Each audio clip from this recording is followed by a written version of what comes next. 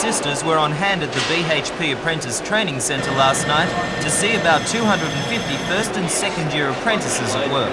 Indentured when they were 16, the apprentices serve a 4-year training period, 2 in this centre and another 2 in various sections of the steelworks. In total, there are less apprentices being trained this year than in the recent past, down from an average of 1,100 to 845. Of those, 24 are girls.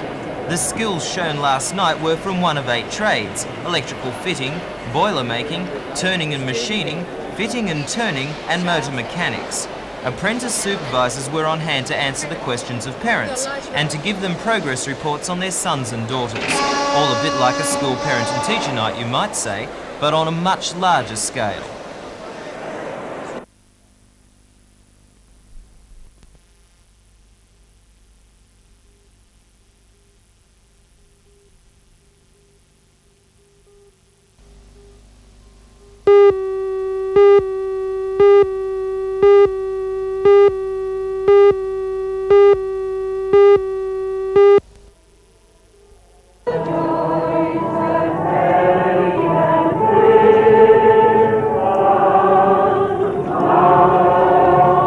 It was a special night for Catholics. They took part in a candlelight procession around the perimeter of the Redemptorist monastery at Mayfield. Each year the event celebrates the role played by the Virgin Mary in the crucifixion and resurrection of Jesus Christ. The Virgin Mary has a particularly revered place in the worship of the Catholic Church.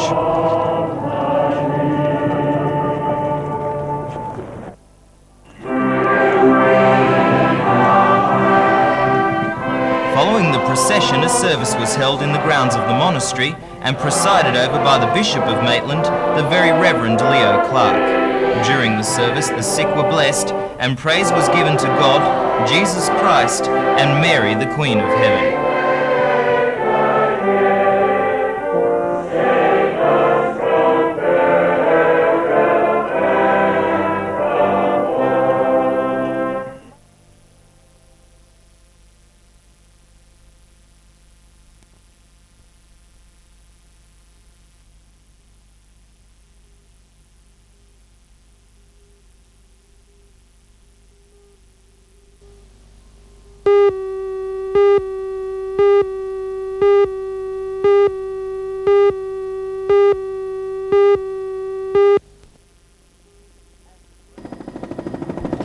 Acid rain is a weather phenomenon which has been unwittingly created by man. The pollutants from fossil fuel burning industries and power stations combine with the rain cycle to produce water as much as 200 times more acidic than normal. The Hunter study has been instigated by Dr. Howard Bridgman. Sure. Twice rejected for funding, this year he applied with the cooperation of the State Pollution Control Commission and the State Electricity Commission. They will work together to find out if we suffer from acid rain, and if so, in which areas. Also, to what extent are the power stations responsible, and can the problem be predicted according to weather patterns? Several years ago, a Newcastle University student did a study of acid rain in the Lower Hunter. On the basis of her results, I asked Dr. Bridgman, does he believe we suffer from the problem? We're not sure. We think so. A previous study from a student at the University of Newcastle indicated that there may be an acid rain problem as you go away from the coast further up the valley. Her farthest station out up the valley was Lochinvar. We intend to look up in Singleton and perhaps even further up in Musselbrook. What are some of the effects of acid rain? Under the right circumstances, or the wrong circumstances really, it could affect the growth of some plants, both native plants and crops. It could affect the yields as far as farming goes, because it would do damage to those crops.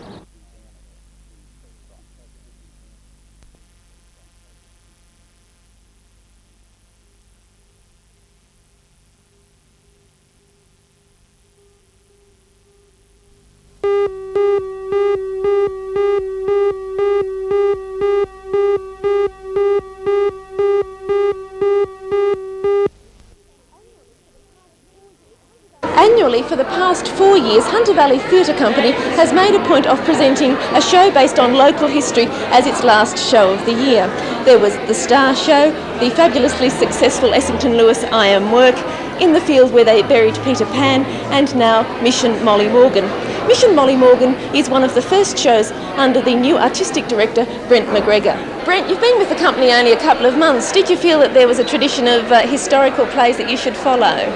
In a way, yes, Deborah, because I think it's very important that this company actually does works about the region, about Newcastle and the whole Hunter region. And one of the objectives of the new company is to celebrate life in the Hunter, past and present. So I think this show certainly does celebrate life in the past and today. Now, Mission Molly Morgan takes an unusual look at history. Do you think that will surprise some people? I hope it will. The show is full of surprises. It's very much a celebratory show, a wonderful show of celebration. It's the time of year to celebrate, and I think the audiences who come will have a very good time and celebrate the life of Molly Morgan with all of us. Brent, do you think Molly Morgan's been rather neglected in our history? She certainly has. I mean, this is part of the show that most of the legends in Australian history are male, and we don't have many women legends at all. And this is an attempt to get Molly up there with the male legends. So hopefully, the show might succeed, and Molly will live on in the memories of people of the Hunter Valley at least.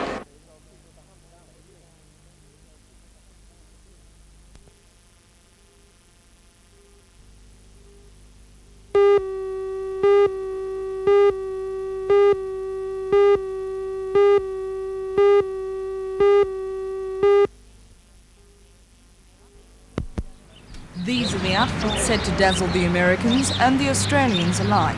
The 157 uniforms were designed by Newcastle's Jean Bass and were tailored by Rundles. The feature of the uniform is the typically Australian slouch hat with the colourful finishing touch of a plume. Novocastrians will be able to see the entire band in their orange and black attire on Sunday at the Band Jamboree, as it makes one of its final appearances before jetting off to guest at the Tournament of Roses in California. But as organiser Reg Mason explains, America is just the beginning for the marching koalas. We've got a big proposal to put to them to send them over in '85 to Japan, represent the country to that extent, and then in a couple of years after that there's a few of us toying with the idea of sending them over to Edinburgh to the tattoo there. So we've got a lot of things planned for this band, and it's not just a 2-week stint in California that we're looking at.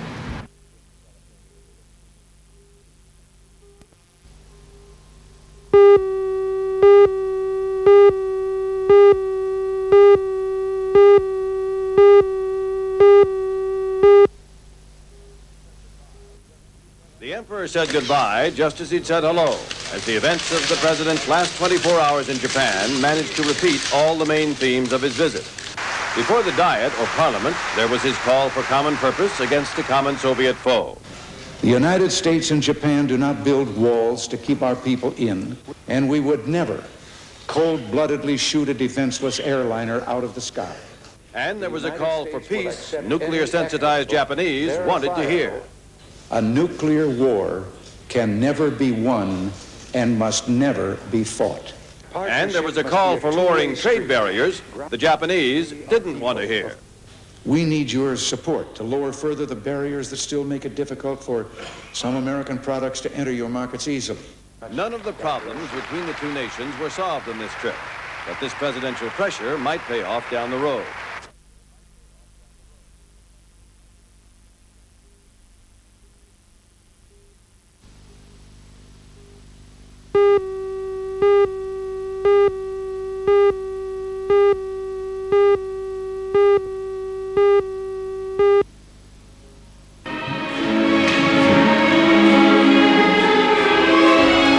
Dean Watson's achievement was a remarkable one.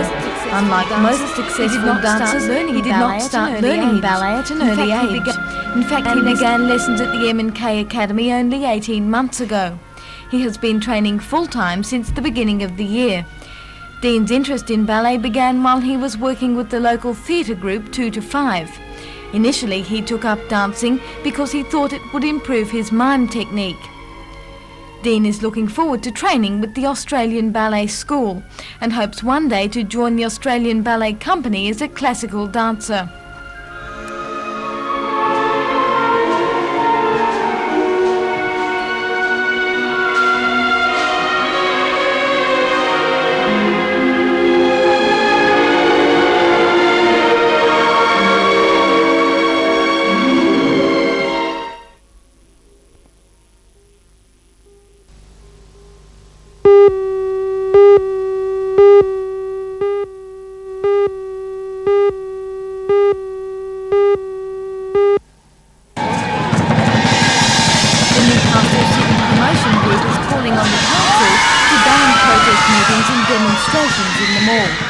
They say the mall is not a public forum and they do not believe it should be used as one. In fact, they claim protesters and even buskers are adversely affecting trade. Peace Forum activist Dr. Jeff Curthoys has dispelled those claims. He believes that the shopping mall is the logical place for protests and debates, and that such activities are advantageous to shopkeepers. Many people who say, you should protest somewhere else would like you to protest way out on the beach somewhere, but the aim of a protest is to draw other people's attention to the thing you're protesting about. Like the women at Pine Gap are protesting, and they're drawing a lot of publicity to the action they're taking about what they're protesting for. The women in Green and Common, people everywhere protest against injustice, and they need to protest where they can be heard. How would you feel if all protests were moved out of the mall? Well, that would be a very great disadvantage to people in Newcastle and to the mall itself, and it would be an infringement on people's right to express their opinions the way they want to. The mall, in a sense, to Newcastle could be like Hyde Park was to Sydney. Would you yourself, as a member of the Peace Forum, abide by any bans? This is my own personal view and not the view of the forum itself. It must discuss what would happen, but I would think it would be essential, if I have a certain point of view to express, that I will go and express it.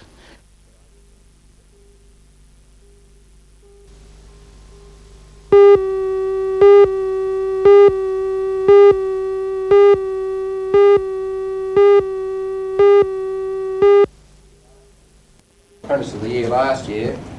And I had to ring up 7 apprentices were given awards at last night's dinner. The best first-year apprentice was fitting machinist Ryan Beverley. In second year, the top apprentice was Dale Taylor and the most improved Nicholas White. In the third year, Darren Warden received the top award and Andrew Roofer the certificate for most improved. The Apprentice of the Year award of $100 cheque and the week-long Queensland cruise went to Boilermaker David Ellum. Congratulations on bowling, as Ken said, and coming right up to the front there. The award is a certificate for your Apprentice of the Year and also a week's holiday. This year, for the first time, a special award of merit was made to the apprentice who had showed a consistent effort over his 4-year training program. A $100 cheque and a day trip on Sydney Harbour went to shipwright Peter Sanderson. After the awards were made, Mr. John Laverick spoke briefly about the future of the Carrington Slipways Apprentice program. But the future of Australia and industry has been put on a lot of pressure in recent years, and there will be a change for the future, which I'm more than confident these young men will be able to match. Our 4th-year apprentices will be leaving us in December and will go out in the world and make their way.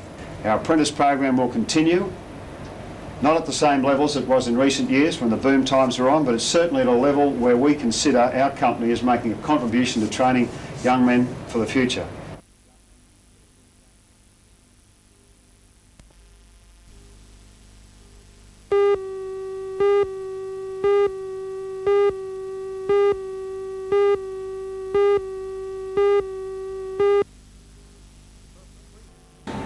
The first of 3 meetings in the Newcastle City offices this afternoon attracted less than half a dozen people. The Australia Council's Mr Mike Goodwin from Sydney conducted the meeting, which was aimed at giving members of the community the opportunity to give their response to visiting art groups from rock to orchestral to theatre. I asked Mr Goodwin how many people he would have expected to attend his meeting. We're expecting about a dozen people to attend the meeting today. Isn't that rather small? No, not really. This is the 21st centre that I've surveyed, and 12 is a pretty good average. Exactly what are you trying to ascertain with, say, 12 people first up? Well, we're trying to ascertain the community attitudes and opinions toward the touring of the performing arts. How are you going to do that with such few people? Well, with some difficulty, I must confess. The people that are coming today do represent a broad spectrum of the community and of some of the organisations in Newcastle that provide performing arts activities.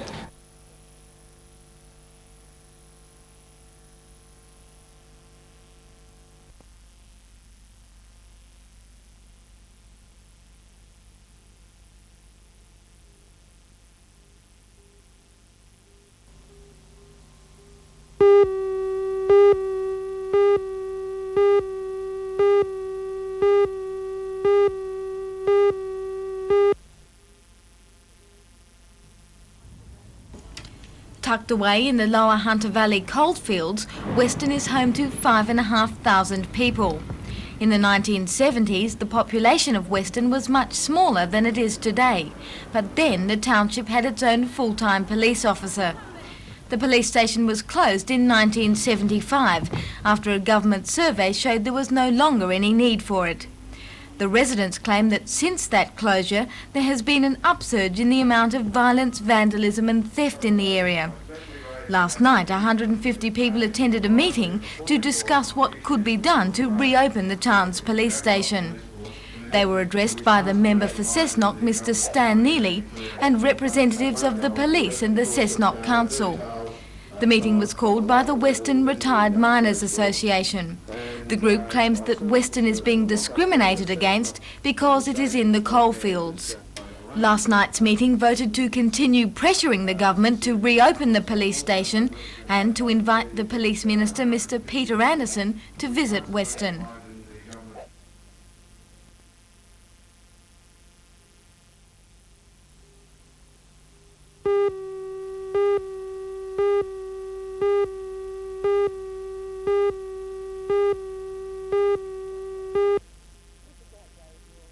It was a great worry to all of us because that's one of the great big issues that we're facing, the Warrabrook estate, and there's a lot of money gone into it, and we know now that what we knew all the time, but it's cost $20,000 of ratepayers' money just so that we could to go ahead and do it. Have you and the town clerk had any talks today on just how situations like this can be avoided in the future and such money not wasted? I can't imagine that we'll ever have another abattoir problem, Ray.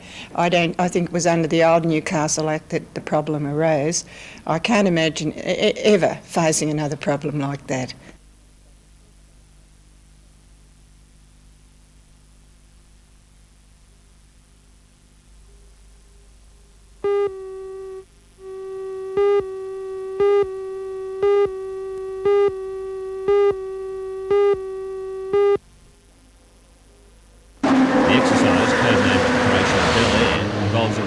carrying nitric acid.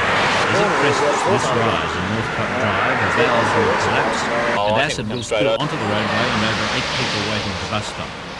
For the exercise, the tanker will be carrying only water, but in every other respect, the emergency services are striving for realism, even to the extent of having stand-in evacuees from nearby houses. The Disaster Planning Committee, which represents all emergency services, says any inconvenience the exercise may cause is a small price for valuable experience that will be gained. We feel that the inconvenience that we talk of would be minimal to the problem that we would have if an exercise such as this didn't take place. The real thing was there. You'll involve all services? Oh yeah, it's a combined effort. It's not just involving the services, it's a combined effort with the ambulance and the fire brigade, the police, youth and community services, all the medical field and the hospitals with their medical teams. Should people be worried that this kind of thing could happen? Oh no, I think we can put their minds at rest. I have a lot of faith in what our government's done at the present time, particularly the standards of tankers, and we go back to the firms that are operating these machines, that their safety factors are so high that we have little to worry about in that area.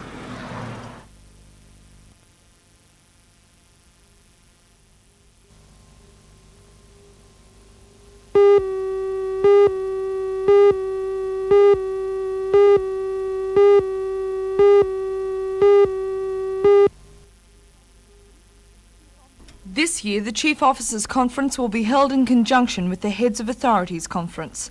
The gathering is a chance for the 30 delegates to exchange ideas on such matters as water quality, sewer systems and plumbing and drainage. As the host president of the Hunter District Water Board, Dr John Patterson explains. And it's a means for people in the industry to get the feedback from those who are pioneering in one field or another. Has the Hunter District Water Board gained many ideas from these types of conferences?